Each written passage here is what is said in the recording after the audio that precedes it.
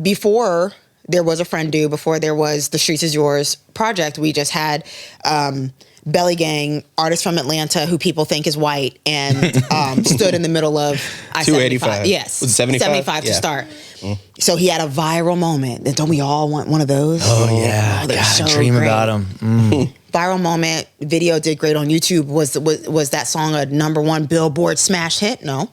But he got people's attention. Attention's important. But how do we keep it is the next question. So when we got with him, the only thing that we really had to lean on was beginning to tell his story and to figure out how we share his brand or build his brand up, amplify his brand, I'll say, because it's all right there. Because we were looking for the music. And so I think we focused on, first, use what you got. Use the most obvious thing. If everybody wants to argue about your racial identity, then let's lean into that. Yep. Why would we go, well, we don't want to bring attention to, no.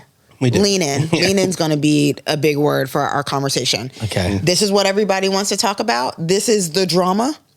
Let's lean into the drama. So, all of the narratives that we pushed. And he, by the way, Belly is a marketer. He is a marketer. He's a marketing genius. So it's great to work with him. Well, that's what I was going to ask. It's like, was there resistance? No. Okay, see. He started Some of y'all motherfuckers need to stop resisting the thing that's right in front of your face. Like, if he would have resisted, I don't know that he would be where he is today. And so I be feel honest. like on his own, he wasn't even confirming at the time.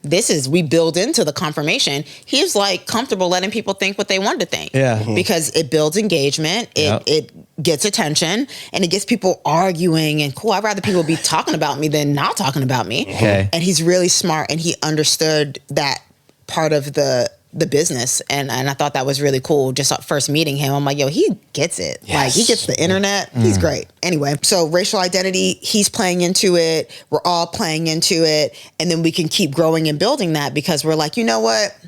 Let's finally say, now that we have some of the music coming, let's finally talk about his mom. Okay, let's tell that story. He has a song on this project that's coming called Sorry Mama that samples Eminem, a big white rapper who's respected. So before we get into that, let's go tell the mom story to Adam 22, wherever he went to talk about it. And then we keep going later down the line by the time the album comes out. And we're like, you know what? Let's show his dad.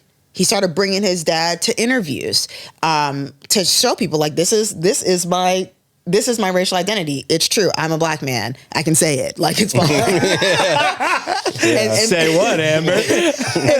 and people are following this story, and he's parsing it out to keep people engaged. And so now when I look at what his comments on Instagram looked like 6 months ago versus now, when he gets posted on a blog or something, before it was like, he can't be saying this. He is a white man. The world is coming to an end if we, and now there'll be like 2 comments like that, and 3 people being like, he's black. Yeah. His dad is black. We seen his dad. Go watch the Bend the Dump. They're fighting for him. He has made a hive for his people. And this is all before Friend Do converged.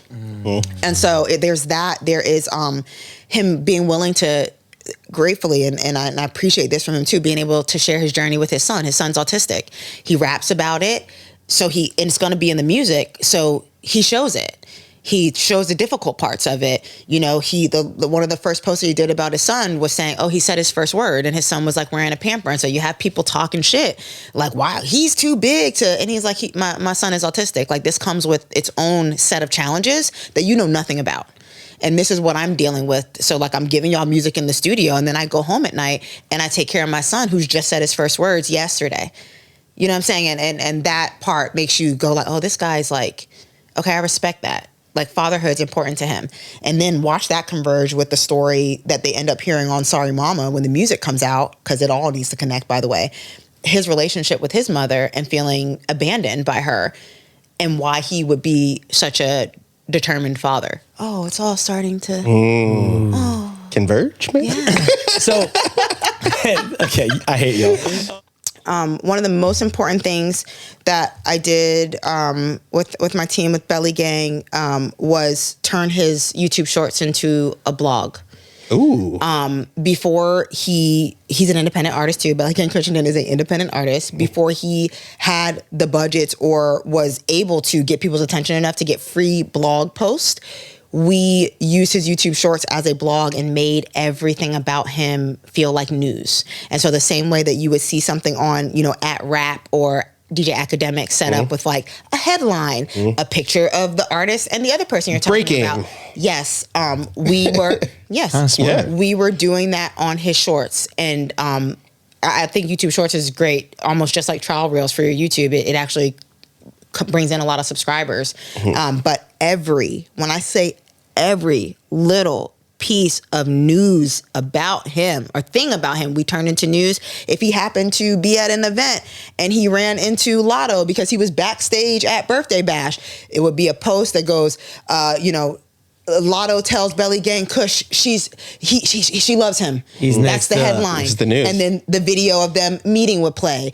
Belly Gang Kush says he's tired of being compared to Jeezy, and it would be that everything was a headline. Wow. And his shorts are so reactive. We grew his page like crazy early days, just making everything important and not ignoring any encounter that he had, just everything. Wow. And bonus for YouTube Shorts, YouTube is a search engine, so these posts are getting indexed, unlike a reel or a TikTok that, once it's over, it's probably gone forever. So, little bonus for you guys. Last one of the short answer. What is your favorite curse word? Fuck. I think that matches up with what she said last time.